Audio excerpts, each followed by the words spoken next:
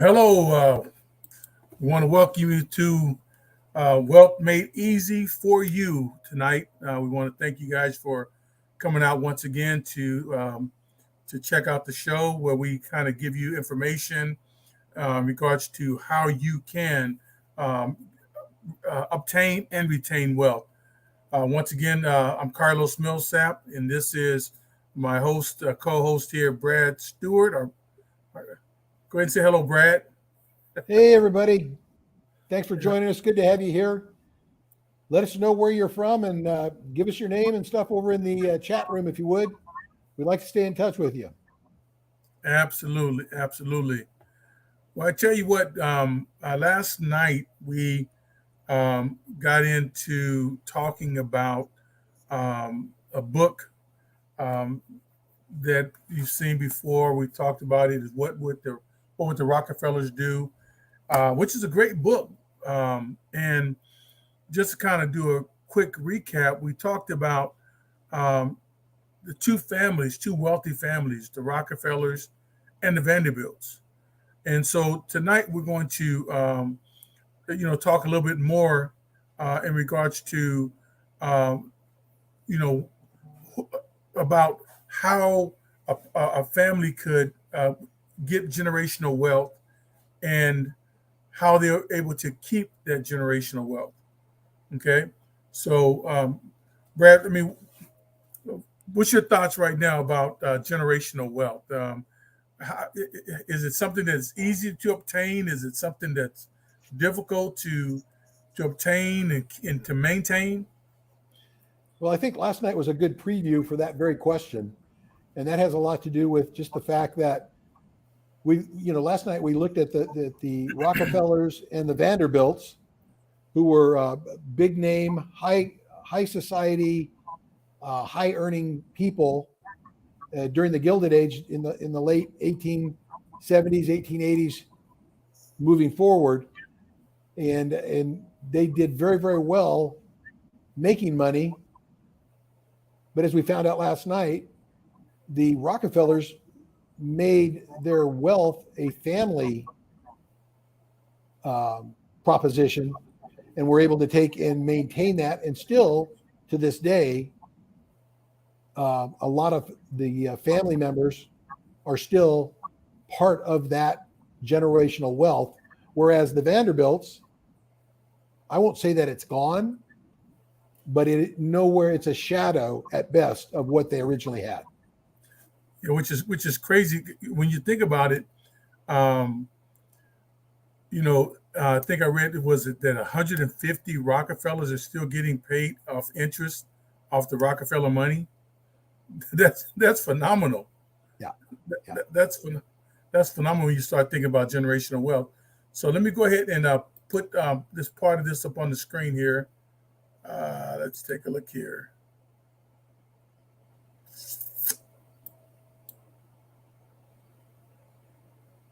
Here we go. All right.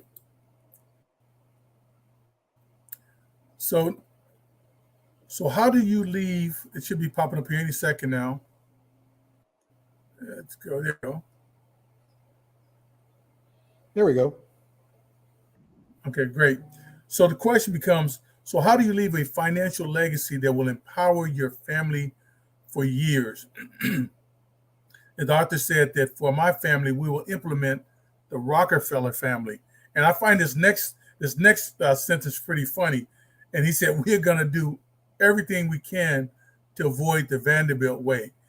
Because as Brad just expressed, the Vanderbilts, they're, for my means, the Vanderbilts have a lot of money, but in comparison to the Rockefellers, there's nothing there. So he's going to implement the Rockefeller method. It says here that he believes that the Rockefeller method, where wealth is centralized and directed by a carefully planned trust, is the best way to perpetuate, preserve, and protect your wealth. And ultimately, that's what we're really trying. That's what you're really trying to do. You know, if you think about it, wouldn't it be nice to be able to set your family up in a way in which they would not have to worry about um, how they're going to go to college.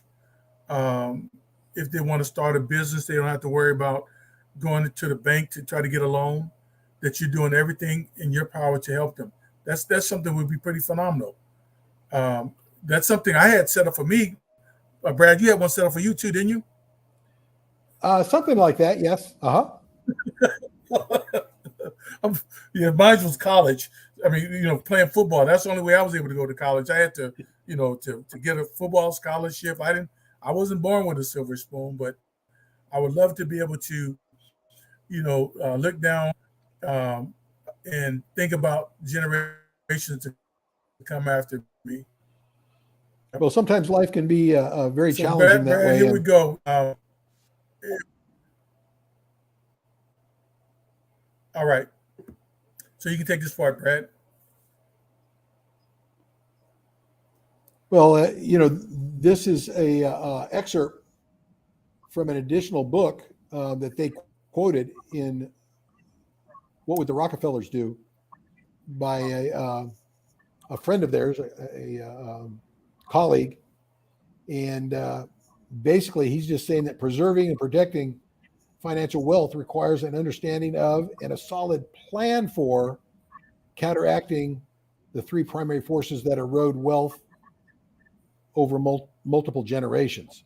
So just as water, wind, and gravity work to erode natural monuments, three forces work to erode financial wealth over multiple generations. So he lists in that excerpt, number one, the division of assets among the generations, transfer taxes and capital gains taxes, and number three, business risks and third-party attacks. And this is the very telling part, is that studies have shown that as a result of these three forces, financial wealth doesn't last past the third generation in 90% of high net worth families. Wow, that could be a very, very bitter pill, Carlos. It is. It really is. And then when you think about it, the classic example is right here in front of us with the Vanderbilts and the Rockefellers. So the father before he passed said, "Hey, look, keep the money together." Well, they didn't. And look, here we are. The assets were divided, and they're no longer there in abundance. So the thing about it is that we see that this was a high net worth family, and it did not get past. I think it went to the fourth generation, third or fourth generation. At least the fourth, yes. The fourth generation, maybe to the fourth generation. So they had, because keep in mind that the Vanderbilts had more money than the U.S. Treasury. So, and still their money didn't make it past four generations. Well, I think again, it's very telling that when you look at that fortune that the Vanderbilts had built, the most recent, probably a name that most people will be familiar with, is Anderson Cooper. Is a very prominent name who's from the Vanderbilt line. And when his mother, Gloria Vanderbilt, passed, he inherited about $1.5 million. That was all that she had. And I believe she was a granddaughter to Cornelius. Yeah. So, I mean, that's only 2 or 3 generations later, and it's down to $1.5 million.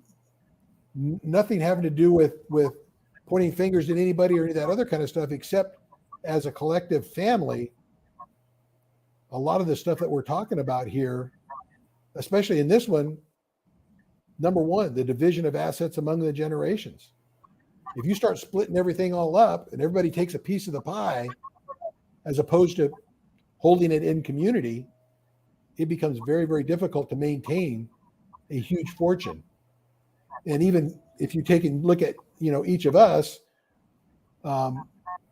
we might not be able to accumulate $200 billion, but the bottom line is the money that we accumulate, we can use to transform our families for generations to come and make a big, big difference in the lives of, for example, my kids, my grandkids, and eventually my great grandkids. And I think those are critical things to look at. Absolutely. I agree with you 100%. And so the thing is that this example of the Rockefellers and the Vanderbilts, if you don't have a plan in place in order to keep your wealth together, make sure that your wealth is passed on from generation to generation, that money that you worked hard for, the money that you accumulated, can leave pretty quickly. And as we think about it, that's pretty a sad story when you think about it. When there are things that you are able to put in place in order for this not to happen. You know, there's chances that you can even amass money in a 401k or 457 or 403b or an IRA, and that money may not even make it to your grandchildren. You know, it may make it to your kids, but with certain, we're talking about transfer taxes, gain taxes. Here we had a change in what they call the stretch IRA with the Secure Act. So the government once a person passes away, the government wants that money to be taken out as quickly as possible within 10 years so that they can start getting tax from it. So that's a big threat. When we talk about transfer taxes and capital gains, that's a big threat to that money not being able to be passed from generation to generation. So what we're trying to do is to get you to understand that you have to put something in place in order for your money to last, not only for just for yourself, but for your children and your children's children. Absolutely. You got to pass on that wealth. Well, I think, and again, I go back to a lot of the old axioms and things that have stuck with me over the years. Is I always remember the shop teachers telling us in class to plan our work and then to work our plan. And you got to, if you really want this to work for you, you got to have a plan. Without a plan, where are you going to go? You know, what's your plan B if the initial plan doesn't work? So you want to be able to be prepared, just like when we talked about the risks. You want to be able to meet those risks and be able to take and have plans that would make you be positioned to be able to challenge those risks and take them on and be successful with them, overcoming them. Absolutely. And this last little excerpt I want to read, as Brad is talking about, just kind of reinforce it. It says, it's amazing how quickly wealth can disappear when you factor in three forces: division, taxes, and risk. Andrew illustrates the point in the book. He used an example: two parents with $100 million estate. They have four kids who each have four kids, who again each have four kids, the great grandchildren. Without proper planning and applying just the 40% estate tax to each generation transfer, each grandchild will receive $343,750 out of the original $100 million. That's how quick that money could go. So just think, if you're dealing with less money, which most people that are listening to us right now more than likely will be dealing with less money, then what end up happening is that your money is going to go quicker. Because right now we live in a society where once something happened to us, we want to give a lump sum to loved ones, and that money goes quickly.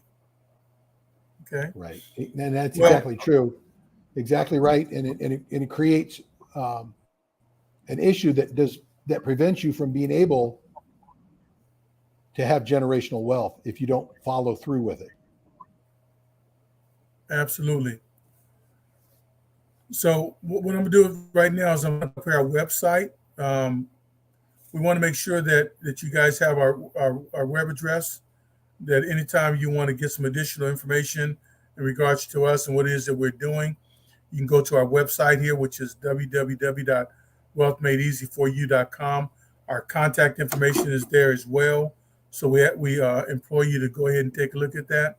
Now, here's the thing. We're reading from this book, and you can buy the book on Amazon if you wanted to, but we wanted, to provide you with a link at no cost to you. So if you want to receive a link for this book, we ask that you go ahead and provide us with your contact information. Give us your name right there in the private chat. Just give us your name, your email address, your phone number, and just go ahead and put that in the private chat, and we will send you a link to the ebook. Fair enough? Fair enough. Sounds like a good offer.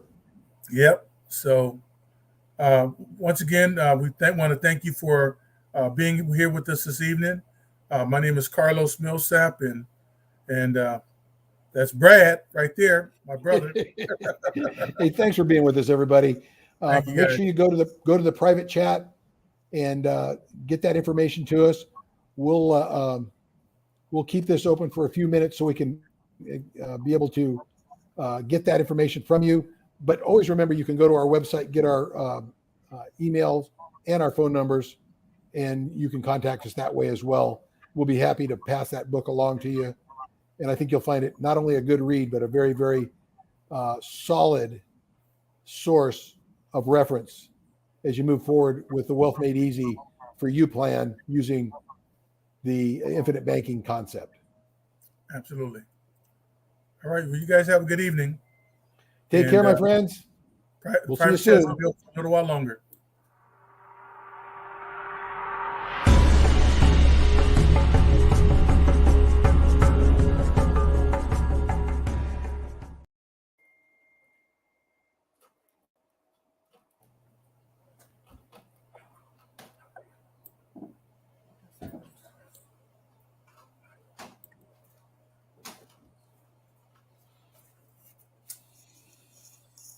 So if you stop being live, does that mean it shuts down everything for everybody else to pick up on, right?